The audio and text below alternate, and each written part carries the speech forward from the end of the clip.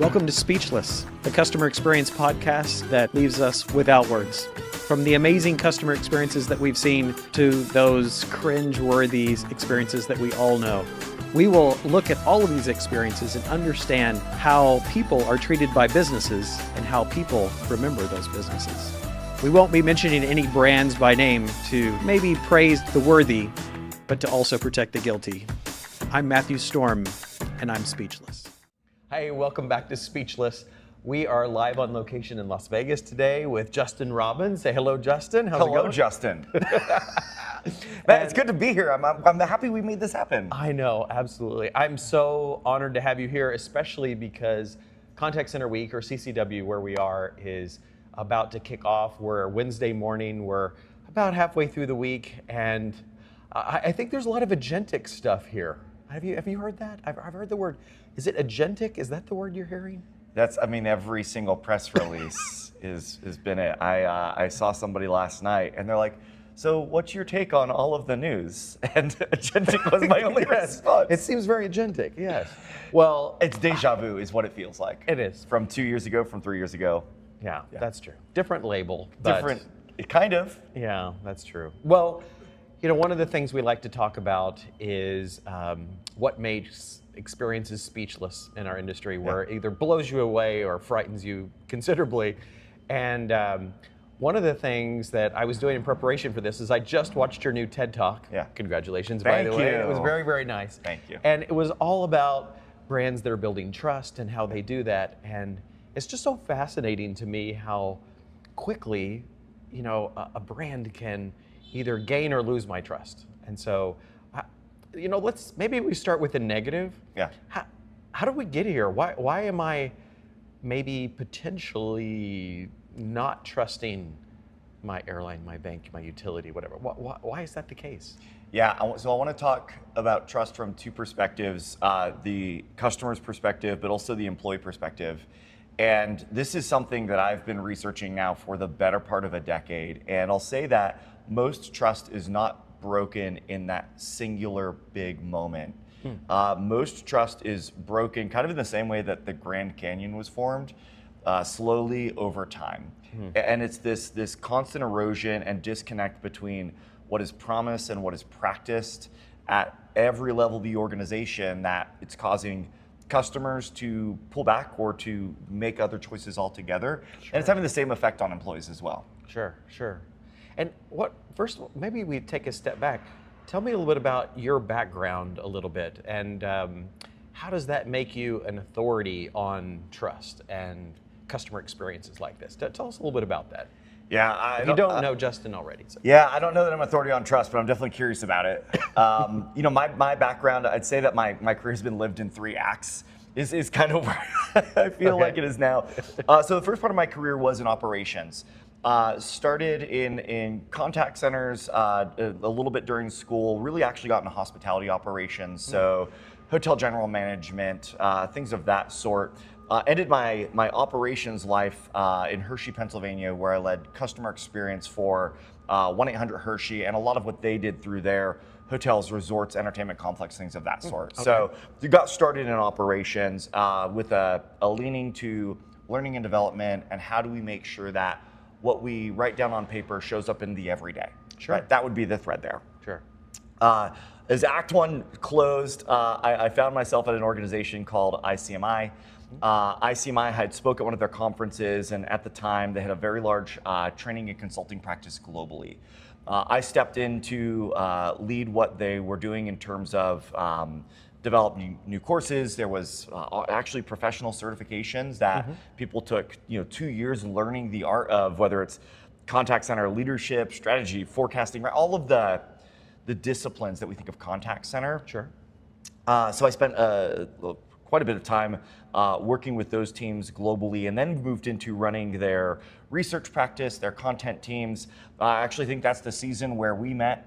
Was doing quite a bit of work with a number of different, both operations and businesses, but solution providers as well. Sure.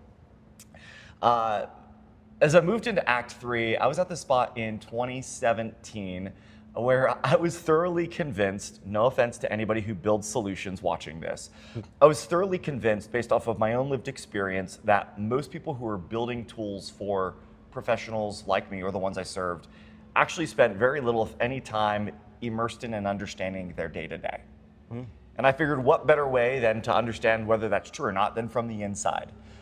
So then in Act 3, I spent really from 2017 to about 2024 working in and with technology companies, running things from corporate communications, demand generation, customer marketing, things of that sort. So really kind of these three pillars of operations, living the world of a consultant and advisor, and then actually being in the teams that are building and bringing these technologies to market. Sure. So the short answer to, what's my background on this space is all I've ever known, Matt. And I've tried to be really disciplined about looking at it from every perspective and not just looking at it, but trying to live a day in the life. Because I think we all benefit when we step into the shoes of someone else to understand what are they struggling with, what are they celebrating, and what are the things that they need most to get to wherever they're heading. Sure. So if we bring that back to trust, what I see is probably 200 vendors at CCW this week, and all of them look like tech, right? Some sort of tech to do something. I see very few vendors in there that are just there to, maybe consult, look at processes, team building, all the types of training that's given. It's all about, will AI do this and can AI do that? And so it really is all just, it really is all tech in there. Mm-hmm. So is technology going to help companies build trust?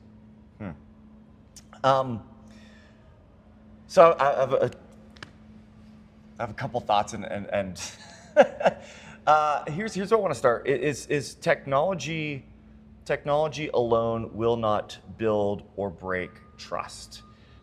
It really comes back to what is the strategy, and does the organization have clarity on the problem they're trying to solve, the benefit they're looking to deliver, and understanding what do they have today that is preventing or enabling that, and then being able to be sober-minded and tempered in enthusiasm as they think about what technology can unleash. Because what I know to be true is that the limiting factor for most organizations right now is not what their technology stack is capable of. It's the organizational change and the work design discipline that they put into place to make it come to life. So will technology make it easier or harder for customers or employees to trust the brand? It really does come back to the vision and the strategy and the alignment and the goals that are in place before technology is ever decided. Right. Oh, absolutely. And my thought on that is that I would rather have, I'm going to use deterministic because it's a word that's used all the time this week when it comes to agentic experiences, is that I would rather have a so-so mediocre agentic experience that gets the job done than something that sounds like superhuman and is really fancy and is very different. I really want to accomplish my task. I need to get done. The reason why I reached out to you was that, and I'm starting to do all this research on should we be perfecting these experiences, or should we just be making them really based on outcome? Ooh. Because I can deflect you and don't call me, don't speak to anyone, don't do anything, don't come to our store all the time. But now I can have pretty good experiences with voice. And as we see that now, those have to be just right. Yeah. Don't you think? I think they have to be perfected in such a way where I'm concerned about the outcome, not just, did this bot sound friendly or not? Sure. Yeah. So I think there's a couple things we need to acknowledge. First is most problems that consumers, customers, constituents, whoever you're serving, patients, that they face, most problems are actually relatively small, boring problems. They just stack up. And a bunch of small, boring problems, when they are at scale, are very big problems.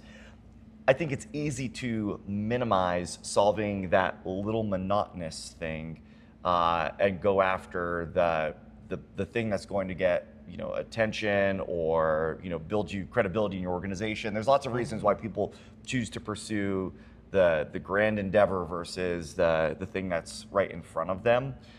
So I think the first thing to take note, and even you'll hear it here, and I was talking to one of the executives from one of the companies that's here this week, and yesterday we were sitting down and she said that it seems like a lot of companies have built these technologies and they've lost sight of the problem that businesses are actually trying to solve. So I think that's the first part, is like, let's be clear about the real meaningful problem there. The second thing I wanted to address is what you talked about in terms of how impressive does it need to be. And I'm sure you're familiar with the law of diminishing returns. If you're watching this and you're not, essentially it means you get to a certain point where you can continue to add effort and expense and all of this, and the perceived impact is you don't get as much juice for the squeeze at a certain point. Sure. And I was with the team, and we spent a lot of time as leaders trying to understand, like, do our customers understand the difference between 92% excellence and 98% excellence? And what we realized is that 92 is actually really, really good. And it enabled us to do things in a meaningful way that didn't have a negative impact. And don't get me wrong, like 98% would be pretty neat. And I'm sure there are things that we would say that's awesome and we celebrate, but often it's hard to scale that kind of experience. And Sure. Again, the cost, the effort needed to get there doesn't always equal the business impact on the back end. Yeah, and that's that's what's true. under scrutiny right now. Yeah, for sure. So how are brands here building trust by using AI? Yeah, it goes for me. The first thing is are you connecting what you promise to what you practice? Sounds simple, it's really, really hard in practice. When we look at where do people lose trust with AI, it's because it did something that they weren't told it would do. It maybe operates against a principle that is contrary to what they think that brand or experience should be about. Maybe it doesn't acknowledge a truth or an experience in their life that they think does matter, right? There's lots of little ways, again, that it chips away, but it does go back to, it's a disconnect between what is promised and what is practiced. In the talk that you mentioned, and kind of in other things I've done since the research, I actually look at 6 different things that need to be practiced. They're just habits to make sure that we are intentional about building, restoring, maintaining trust. Won't go into them now, but really it does start with, are we clear about what this is going to accomplish, why it matters, and then can we connect it so people don't feel like it is contrary to what we say matters most. Sure. And is there anything at CCW this week that has surprised you so far? Something you've seen that you were not expecting? I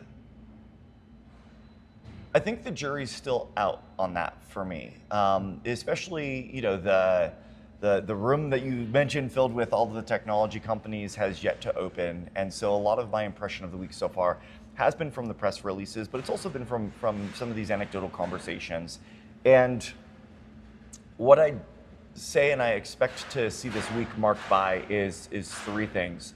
One is the increased acknowledgement that visibility, observability, just really having clarity in terms of what our systems are doing and how they're operating inside of the business, how they're connecting to other tools, how they're driving impact. Pressure is continuing to increase there.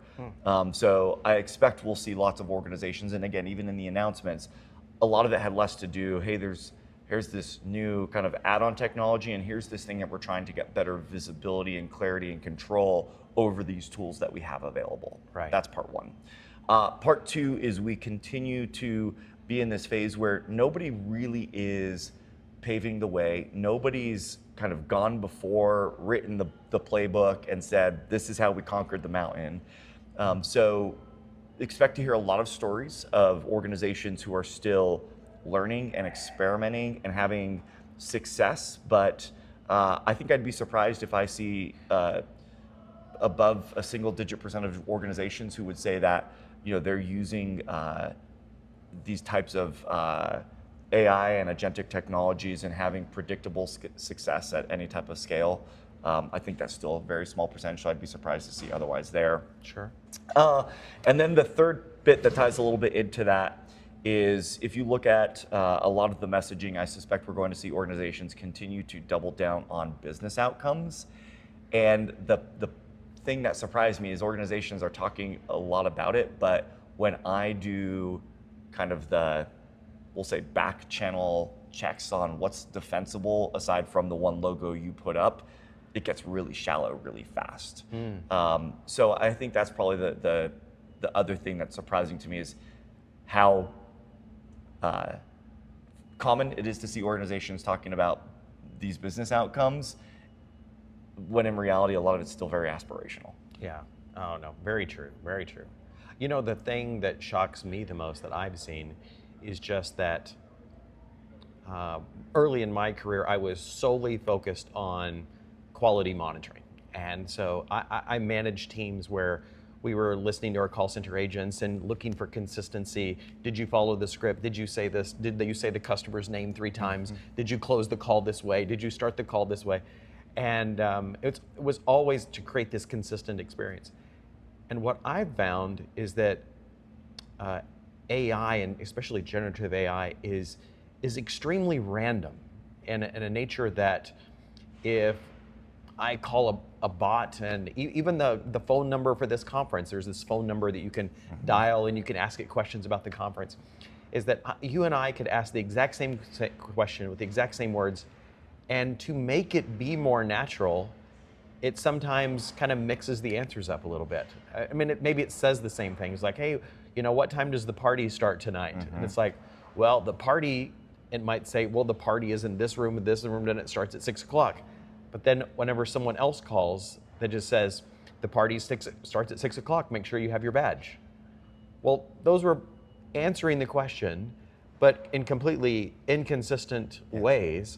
And so what I find interesting are some of the brands that are here that are looking to bring in the guardrails a little bit so that it isn't just a, happy-go-lucky conversation with a bot. Yeah. Again, it's deterministic, like, this is what I need to get done, give me the answer, and be relatively consistent so that I'm not telling one person something else and another person something else and another person something else. And that's one of the things that I'm showcasing this afternoon is just a way that you can bring the guardrails back in a little bit, and so you can monitor those experiences before they hit the customer. Because I know brands that are under so much pressure to do something with AI because their CTO said do something with it, that they're just like, let's throw it out there, let's see what it does. Correct. And I'm just like, no, you don't throw something out there and see what it does. That is not good change management. That's not good customer experience. That's not going to create consistency. That is going to create chaos. And so we always end one of these episodes with a speechless experience that you've had.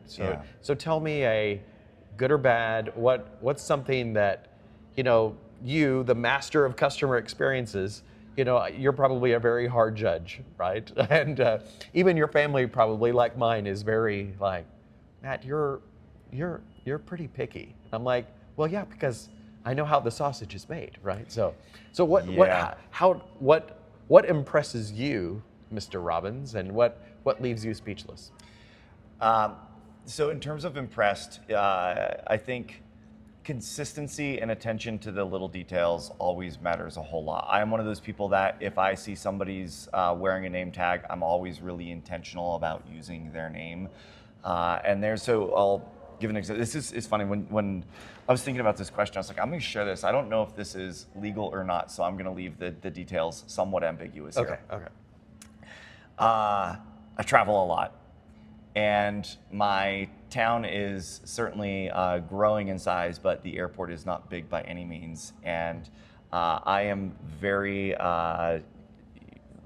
committed to my airline. I think they're great. I usually, when I fly, is typically around the same time of day, and a number of the gate agents, we've gotten to a place where like we're on a first name basis. I've had one, like shoot me a message the night before, hey, saw you're traveling tomorrow, this opportunity is available, whatever. But it has gotten to the point now, and when we talk about speechless, this happened to me earlier this month. I got to the airport, and it was an early morning flight. There was a very long line to check in. One of the agents that I know was at the counter in the middle of I think somebody was trying to like pull stuff out of their bag, right? Like there was a situation. Right. I'm at the end of the line. He sees me. He flags me. Pulls me down. As soon as he saw me, he had already printed my bag tag. He knew I don't want to pay for a boarding pass. Like, I bypassed the whole line. I just handed him my bag and did it. I mean, it's gotten, like, again, same thing. Every time I fly out of there, like, I don't show my ID. I literally just walk. I'm already scanned in. That blows me away. I'm like, every time I was like, I feel like I legally still need to show you my ID here. But just that level of, I don't know how many regular customers they have. I don't know who else they might do this for, but I feel seen and acknowledged by them. And travel can be so isolating. And to have that moment where it's like, this is somebody that I know, that I trust, has my best interest at mind, like that means a lot to me. So that to me would be some of the positive stuff. I'll tell you a quick one, a bad one that recently left me speechless. So was traveling to Texas. I had a videographer coming. This videographer and I had not yet worked together. We hadn't even met. And this particular event, we were going to be, we had 2 hotel rooms, and we were filming the next day. My flight line's at 11:30 p.m. As soon as I take airplane mode off, it starts ringing, and it's the manager at this hotel to let me know that this videographer has arrived, but they don't have a room. They didn't have a room reserved. And they're like, so can we just give him a key to your room?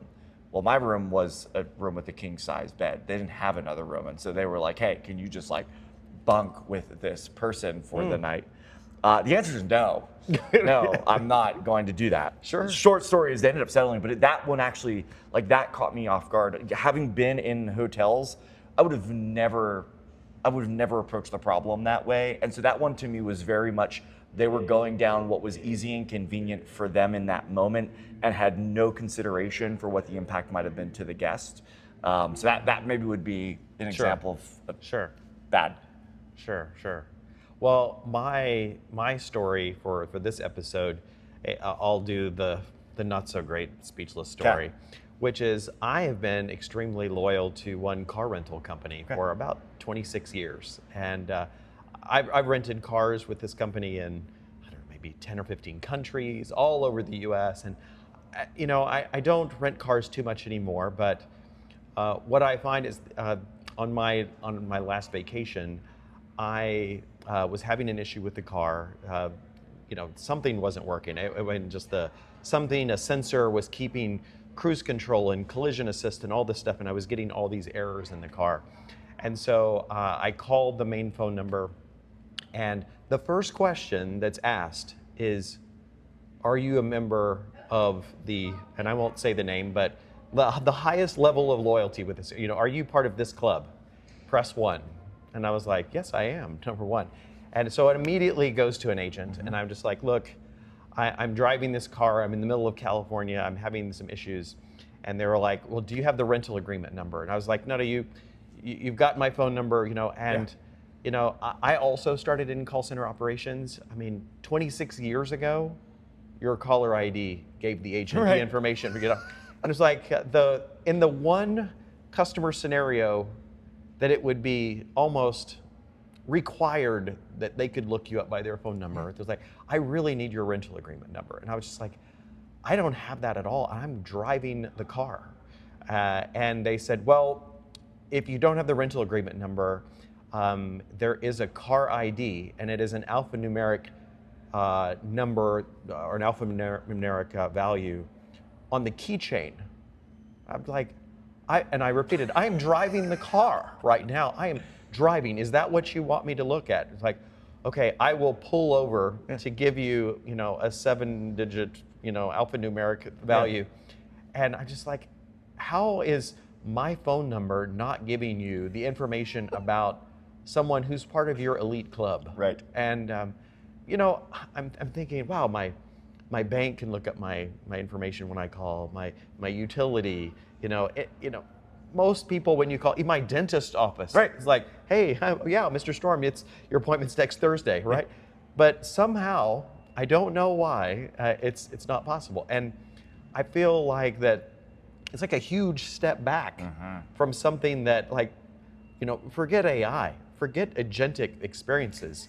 Can you just use my Annie, my caller ID to say, hey, you know what? I have all of your information, Mr. Storm. I see you're driving the Ford Mach-E. What's going on? Yeah. That information should have been available. And so those are the kinds of experiences that just, would someone else that rents cars, occasionally pick up on that? No. But I'm hoping that experiences like what you had, what I had, are, hopefully getting better. Even if we don't, we have to remember the basics of things like that. Just let's use the basic bits of technology, like, I don't know, caller ID that's probably older than us, and but yet somehow that can't but put together. So.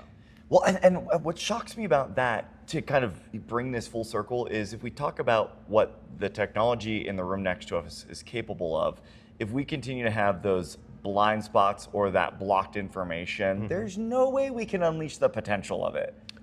Absolutely. Right? It's like that's the foundation. Those are the fundamentals. Yes, absolutely.